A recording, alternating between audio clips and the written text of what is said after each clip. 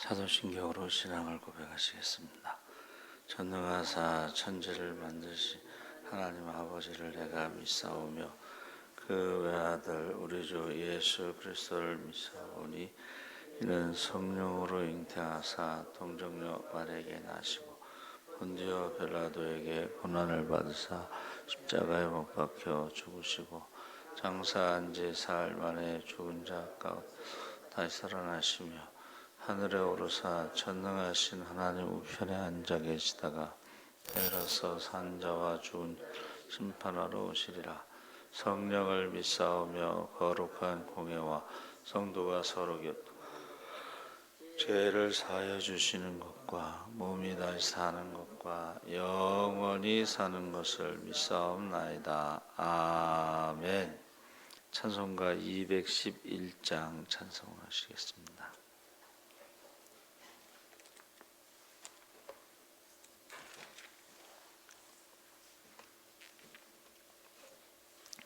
찬송가 211장 찬송하시겠습니다. 값비싼 향유를 주께 드린 막달라 마리아 본받아서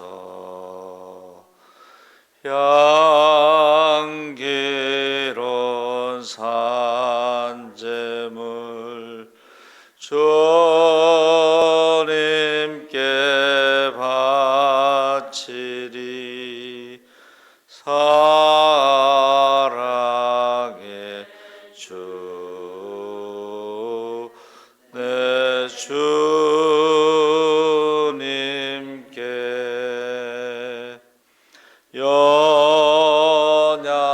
연약한 자에게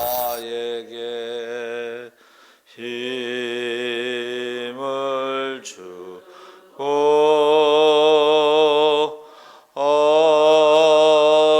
어두운 세상에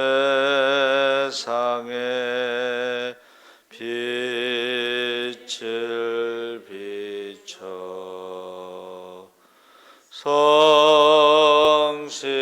성실과 인내로 내 형제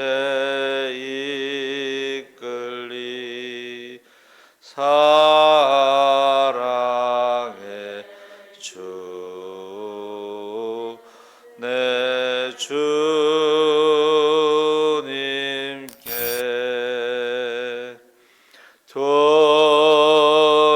두려운 마음에 소망 주고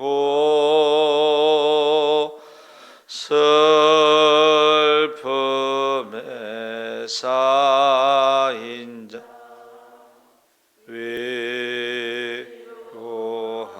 위로하며 길 잃은 자들을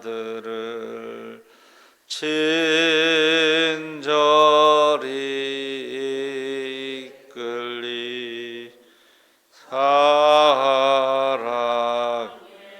주 내 주님께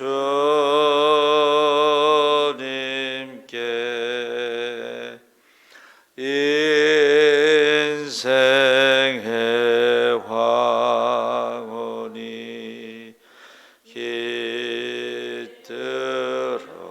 깃들어서 이 땅의 수고가 끝날 때에 주님을 섬기다 평안히 가리라. 사랑의 주 내 주님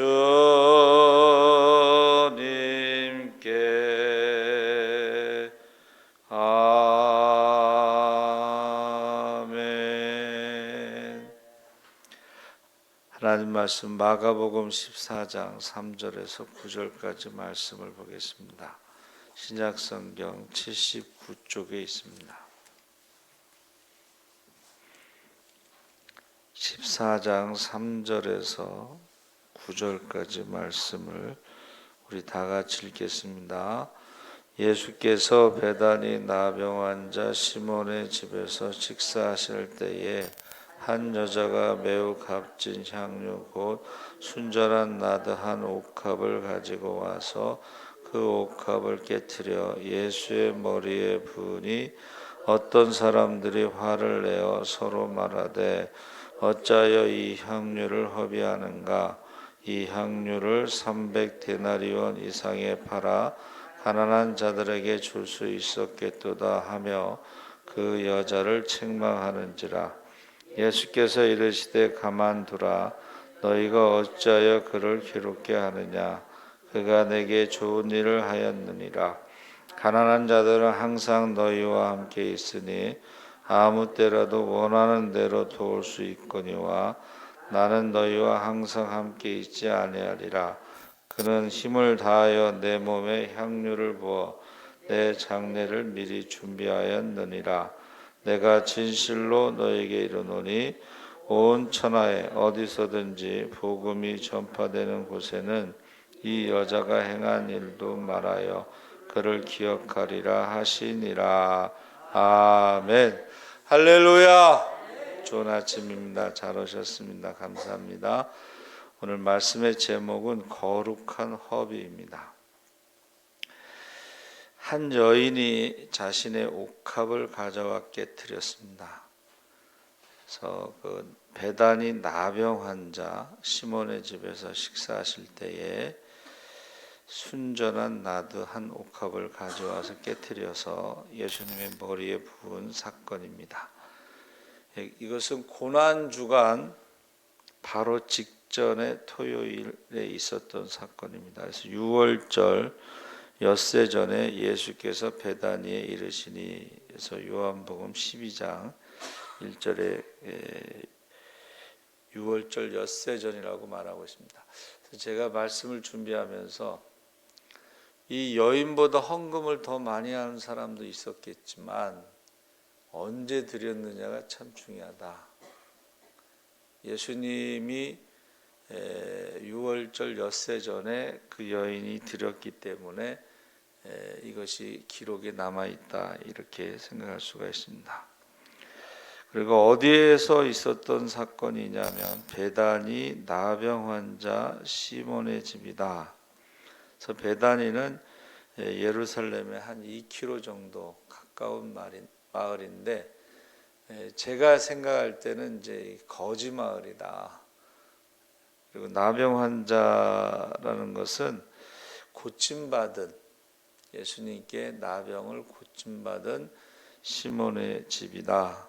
그래서 우리가 뭐 월남댁이라든가 뭐 방앗간집 아줌마 뭐 이런 식으로 하는 것처럼 시몬은 그 전에 나병 환자였기 때문에 그렇게 이름을 붙인 것 같습니다. 식사하실 때에 한 여인이 갑자기 나타났어요. 무엇을 가지고 나타났냐 했더니 값진 향유 순전한 나드 한 옥합인데 300데나리온이면 한 1년 임금을 모아놓은 거로. 뭐 1년 임금이 얼마 안 된다고 생각할 수 있지만 거지 마을에서 1년 임금이라는 것은 제가 볼 때는 시집갈 그 미천이 아닌가, 결혼을 준비해서 모아놓은 돈이 아닌가 이제 그런 생각을 갖습니다. 근데 이것을 가지고 어떻게 했는가? 그것을 깨트려 버렸는데 이 깨트린다는 단어는 산산조각내다 이런 뜻이에요. 그러니까 뭐 그것을 조금 부거나 아니면은 뭐 아끼거나 이게 아니고 아까 말씀드린 뭐 결혼 자금을 딱 포기해 버린 거죠. 그래서 예수님께 머리에 붓고 다리에 붓고 그 머리털로 여자의 그 머리털로 그 발을 씻겼다는 것은 굉장히 큰 섬김으로, 원래 향료는 이제 손님이 오면, 귀한 손님이 왔을 때에 그 손님의 몸에 바르거나 아니면 이제 발에 이렇게 바르는 경우가 있죠. 또 하나는 시신에다가 향료를 부어서 냄새 나는 걸 방지합니다. 근데 이제 예수님 상황에서는 두 번째 장례를 준비하는 그런 향유를 부은 것으로 지금 말씀하고 계시죠. 근데 어떻게 그렇게 할 수 있었을까? 그것은 예수님께 은혜를 받은 것이 너무 감격스러워서. 그래서 요즘에는 뭐 은혜라는 말을 잘 안 하는데 부모님의 은혜, 요즘에는 부모로서 당연히 해야 된다는 그 책임감, 낳았으면 책임을 져야죠. 우리 큰애가 그 말을 해서 제가 깜짝 놀랐어요. 낳았으면 책임을 져야죠. 그러니까 은혜라는 말을 쓰지 않아요. 책임이란 말을 써요. 우리가 하나님의 은혜에 대해서도 은혜라는 말을 잘 쓰지 않습니다. 그냥 축복이란 말을 많이 쓰죠. 당연히 축복을 해줘야 되고 나는 당연히 축복을 받아야 되는, 그렇게 생각이 바뀐 거죠. 그래서 깨트렸으니까는 그 향유 냄새가 집에 가득하더라. 그래서 우리가 예수의 향기라는 것은 예수님이 십자가에서 자기 자신의 몸을 깨트린 거죠. 그래서 우리가 자기를 깨트리지 않으면 향기를 낼 수가 없습니다.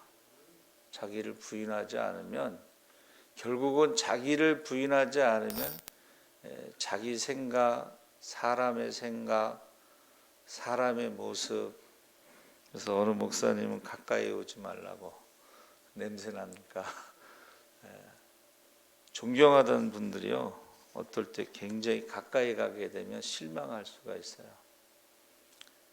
성경에 분명히 의인은 날이 하나도 없다 했으니까 실망할 필요는 없는데, 그래도 존경하던 분들이 지금 마지막 때에 필요한 게 뭔가? 분별의 영이 필요하다. 지금요, 종교다원주의라는 말을 하는데 그것은 다른 종교에도 구원이 있다 해서, 그 신학대학 교수가요, 예수가 보살이다 이런 말을 하고, 신학대학교 오리엔테이션 그거를 템플 스테이, 절에 가서 한대요. 보살들이 입는 옷을 입고 신학교 1학년들이 거기서 불상 앞에 절하고 있는 모습을 보여주면서 이게 오늘날의 현실이다. 존경하던 목사님들, 그 중에 이제 한 분이 그 김진홍 목사님, 그 얼마나 청계천에 가난한 사람들하고 새벽을 깨우리로던가 뭔가 뭐 책 냈었잖아요. 근데 그분이 템플 스테이에 가서 명상하는 것은 유익하다. 그래서 제가 그분이 왜 그 말을 했을까 생각했더니, 그분이 계명대 철학과 나왔잖아요. 그러니까 철학하고 신앙하고 이 혼합돼 가지고 그런 말을 하는 거예요. 그래서 제가 전에 있던 교회 어느 권사님이 이제 무당, 그 주변에 무당이 많으니까 무당하고 친하게 지내다가 누가 전도해서 이제 한월성 기도원을 처음 갔는데 거기서 성령을 받아요. 근데 그분이 이제 나중에 사기를 당하고 암에 걸려서 병원에 입원했는데, 그 전임 목사님은 이제 성령 체험이 있고 신유의 은사도 있고 그랬는데, 후임 목사, 젊은 목사가 왔는데 그 신방을 잘 안 갔는지 병원에 신방을 한번 갔는데 이상한 소리를 했는지 모르지만 그 장로님한테 그러더래요. 장로님, 목사라고 다 성령 받은 게 아니더라고요.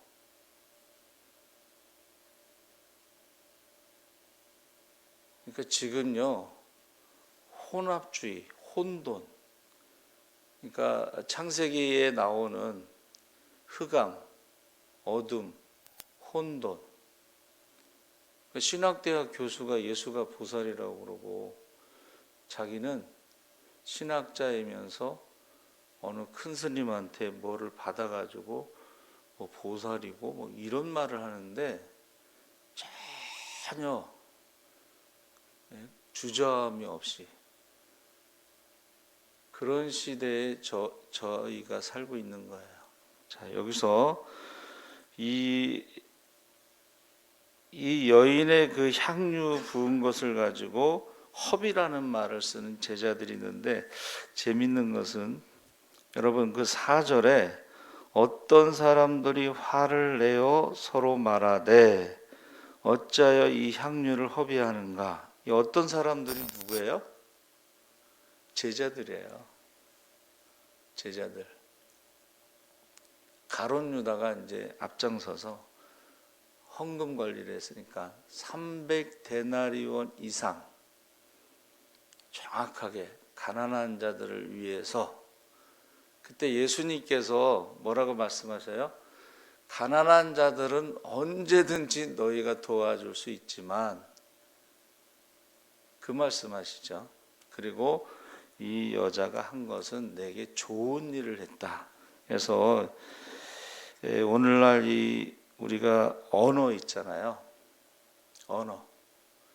제자들의 언어.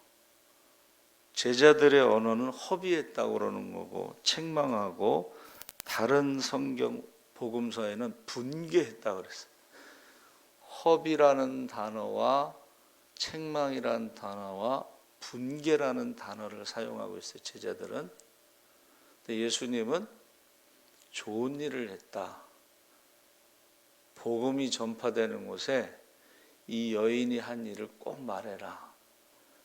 예수님의 죽음을 준비하려고 한 것은 아닐지라도 결국은 그의 헌신이 예수님을 죽음을 준비하게 된 것이 되었다. 이렇게 이제 해석하는 목사님도 있지만 제 생각에는 그냥 단순히 은혜 받은 것에 감사해서 꼭 그 시간에 6월절 6일 전에 그 일을 했다고 우연이라고 생각하지 저는 않습니다. 그 여인은 예수님이 4번 십자가에서 죽으실 것이다. 6월절 어린 양으로도 죽고 한 알에 밀이 되어 또 죽고 하는 그 죽음에 대한 4번의 이야기를 그 여인은 마음에 담은 것 같아요. 그래서 그 귀한 것을 깨트렸다. 저는 그렇게 생각하고 있습니다. 그냥 하다 보니까는 그냥 장례식을 준비하게 됐다 이게 아니고 하다 보니까 장례식을 준비한 것을 굳이 복음서에 기록할 필요는 없습니다. 그렇죠? 그래서 왜 괴롭게 하느냐 내게 좋은 일을 하였느니라. 그래서 이 언어가요 우리의 언어 허비했다고 하고 책망하고 분개하는 언어에서 예수님의 언어로 바뀌는데 허비와 헌신의 차이가 뭐냐? 이 여인이 옥합을 깨트려서 자기 머리에 향유를 부은 거는 허비한 거예요. 그러나 주님의 머리에 부었다는 것은 헌신한 거예요. 그러니까 우리가 무엇을 하든지 그것이 얼마냐가 중요한 것이 아니라 무엇을 하든지 나를 위해서 한 거는 여러분 이 향유는 사치품이에요. 그래서 성전에 쓰는 향유는 관유라고 그랬는데 이거 엄청나게 비싼 거예요. 이거는 성전 안에서만 사용하게끔 돼 있는데 이것을 창녀들이 사용하거나 개인적으로 사용하는 이 사치는 성경에 죄라고 돼 있습니다. 관유를, 하나님을 위해서만 사용되는 관유를 사람을 위해서 사용하는 것은 사치, 이거는 죄라고 돼 있어요. 그래서 우리가 언어가 바뀌어야지 그것이 믿음이라는 거예요. 내 언어가 예수님의 언어로 바뀌면 그게 믿음이지, 교회 열심히 다니면서도 언어가 바뀌지 않은 것은 믿음이 아닙니다. 그래서 이 언어에 대해서 여러분 관심을 많이 가져야 돼요. 제가 가끔 그런 얘기 하잖아요. 귀신 들린 사람은요, 귀신의 말을 해요. 귀신 들린 사람은 귀신의 냄새가 납니다. 예수 믿는 사람은 예수의 향기가 나고 언어가 달라져야 돼요. 언어가. 그리고 이 언어라는 것이요, 얼마나 중요하냐, 그것을 이제 많은 사람들이 연구하고 하는데, 우리가 믿음의 확신, 구원의 확신, 성령 이런 거에 대해서요, 초등학생, 유치부 아이들이 알아들을 수 있게 설명을 해서 유치부 아이가 알아들으면 그게 완전하게 아는 거라는 거예요. 인지심리학자가. 그러니까는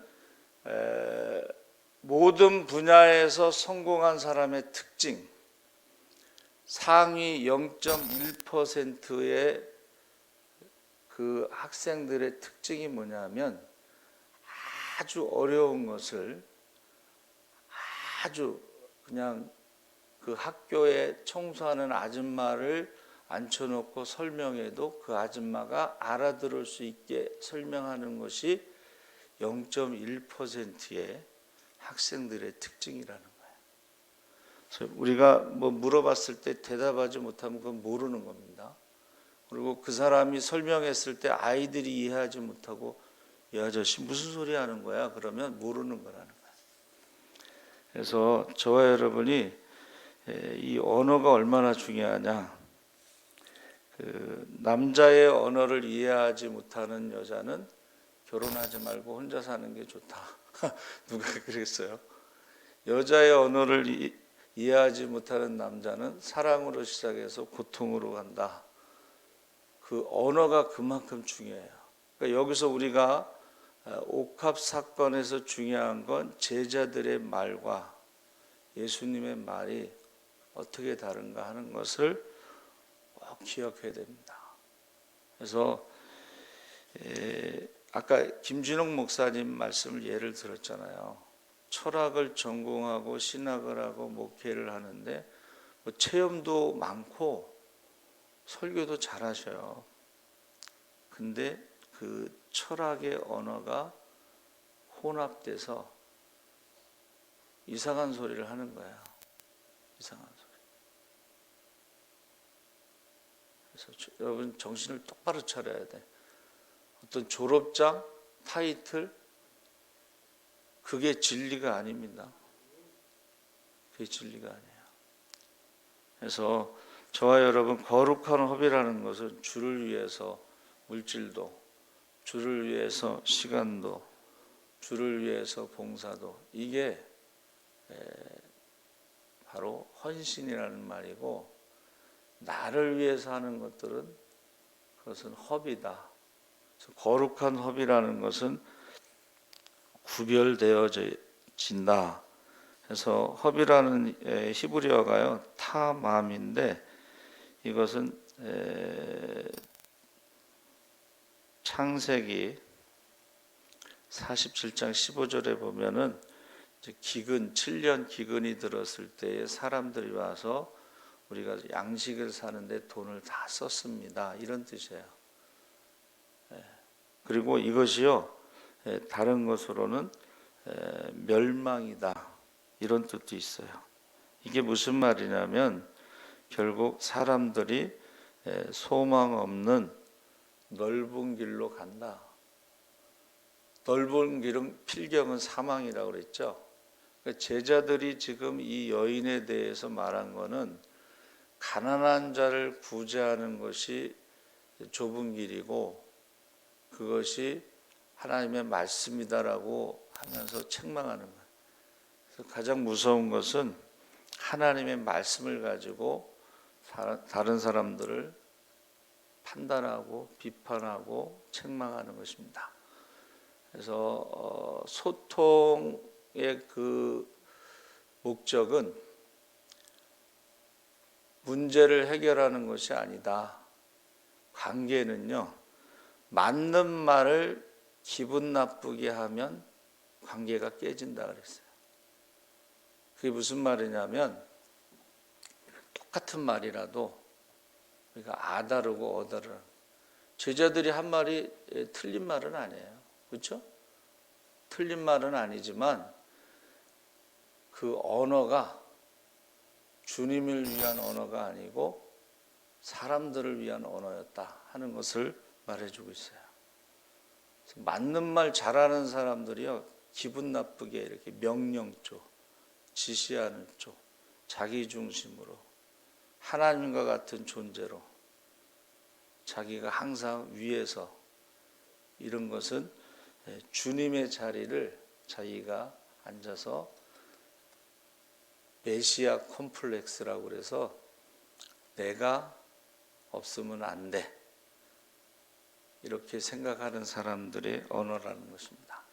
그래서 여러분 거룩한 허비라는 것은 주를 위해서 하는 것이고 그것은 기념할 만한 것이고 그것은 복음과 함께 전해지는 것입니다. 그래서 많은 사람들이요 여러분 헌신한 사람들의 이야기를 들어보면 자기를 위해서 하는 게 하나도 없어요. 그래서 저와 여러분이 이 거룩한 허비, 거룩이란 단어가 거기 앞에 붙죠. 거룩한 거지. 그래서 제가 말씀 준비하다가 음성 꽃동네 그 김기동 할아버지를 다시 한번 찾아봤어요. 그분이 와세대 대학을 졸업한 사람이에요. 그리고 부잣집 아들에서 김기동은 별명이에요. 귀동, 귀한 아들은. 원래 본명이 따로 있어요. 그런데 그가 얻어먹을 수 있는 힘만 있어도 하나님의 은혜고 살아있으니까 행복합니다. 시베리아에 끌려갔다가 한쪽 눈 잃어버리고 다리 절고 그렇게 돌아왔잖아요. 근데 그분이 구걸에다가 먹이는 사람들은 걸어 다니지도 못하고 구걸하지도 못하는 사람들을 그가 섬긴 거예요. 우리의 언어가 그 사람이 어떤 사람인가를 잘 알려주고 믿는 사람들의 심판은 뭐라 그랬어요? 자기가 말한 것을 가지고 심판받는다. 두 번째는 열매를 가지고 심판받는다. 유대인들은 율법을 가지고 심판받고 이방인들은 양심을 가지고 심판받고 이방인들의 죄는 우상 숭배고 믿는 자의 죄는 감사하지 않는 것이다. 분명하게 이제 로마서에서 말하고 있습니다. 그래서 오늘은 여러분들이 나의 말에 대해서 언어에 대해서 하나님과 같이 말하고 명령하고 지시하고 억압하고 다른 사람들의 목을 조이는 그런 죽이는 언어를 그거는 마귀의 언어예요. 사탄의 언어예요. 여러분 이 시간 꼭 우리 언어에 대해서 예수님의 언어를 사용하는 저와 여러분 되기 바랍니다. 아멘. 살아계신 하나님 아버지 감사합니다. 똑같은 사건을 놓고 제자들은 분개하고 책망하고 그것에 대해서 여자를 괴롭혔습니다. 그러나 똑같은 사건에 대해서 주님은 내게 좋은 일을 하였다. 그것을 기념하라. 복음이 전파되는 곳에 그 여인이 행한 일도 알리라고 그랬습니다. 살아계신 하나님 아버지, 마지막 때에 우리가 분별의 영을 갖고 잘 분별할 수 있게 하시고 속지 않게 하여 주시옵소서. 내가 하나님의 자리에서 말하고 있지 않는가? 하나님의 자리에서 남을 괴롭히고 있지 않는가? 우리가 제자들처럼 괴롭히는 자가 아니고 주님처럼 말할 수 있게 하여 주시옵소서. 감사